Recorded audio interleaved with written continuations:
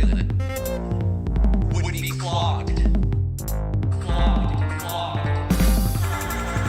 With documents that Donald Trump was flushing down the toilet. Is this the explanation? Is this the explanation? Big massive dumps. Elements of bathrooms. 10 times 50 his personal toilet. Elements of bathrooms. Big massive dumps. Elements of bathrooms. Elements of bathrooms. God bless the United States. Thank you very much. Elements of bathrooms. Look at those eyes, man. That dude is gone, ladies and gentlemen. Alex Jones is now very, very upset with me. Look at that. That is a freaking predator right there.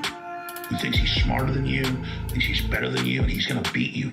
Pac-Man never talked to the New World Order, because Pac-Man's a loser. Pac-Man's a loser. He's not a knight at the round table. That's true. I'm not a knight at the round. That actually is accurate. That dude is gone, ladies and gentlemen. Pac-Man. If I was telling my children who not to be, it's Pac-Man. Man's a loser. Smarter than you, thinks he's better than you, and he's gonna beat you. The evil's growing, it's coming. What you asked for is now at the door, scratching. So open the door and prepare to meet your destiny. Because Pac-Man's a loser. Man's a loser. That is a freaking predator right there. Who thinks he's smarter than you, thinks he's better than you, and he's gonna beat you. Look at that. Look at that. Look at that. Look at that. Look at that. Look at that. Look at that. Look at that. Look at that. Look at that. Look at that. Look at that. That is Pac-Man's predator right there. What? Who thinks he's smarter than you? What? Who thinks he's smarter than you? What? Who thinks he's smarter than you? Look at that. Look at that. Look at that. Pac-Man's a loser. Pac-Man's a loser. Pac-Man's a loser. Pac-Man's a loser. Look at that. Look at that. Look at that. Look at that. Look at that. Look at that. Alex Jones is lying to you. That might come as a shock. Pac-Man. What? Pac-Man. What? Pac-Man.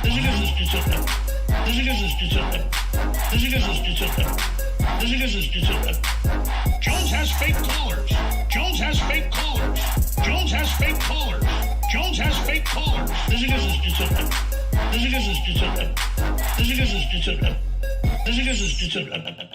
Corporate takeover, censorship, debanking, arrest, tyranny. Look at that. Look at that. Look at that. Look at that. Corporate takeover, censorship, debanking, arrest, tyranny. Look at that. Look at that. Look at that. Look at that. Corporate takeover, censorship, debanking, arrest, tyranny. Look at that. Look at that.